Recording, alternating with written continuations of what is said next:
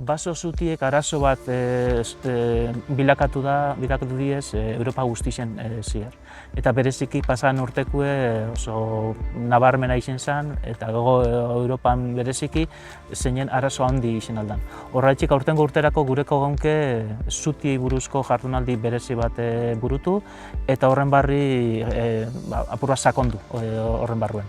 Horretarako baso zutien afera esan dugu ikuspuntu desberdinetatik begitzuko.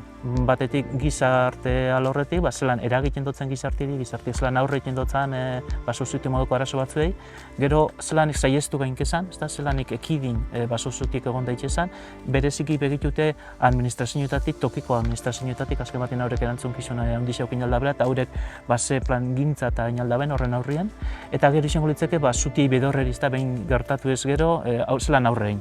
Dorden begituko batetik, aurre itxe horrek, ikuspuntu tekniko batetik, ze ardatza eukin bitu zen, zelan egiten dan, zutiei aurre itxie, baina gero bai gureko gonke zutitan parte hartzen da benak ze gogo eta sortzen jaken ikusi. Da ikusi, horre pertsonok, ze barne eritzi eta ze pentsamendu sortzen jakezan jardun hori txegero.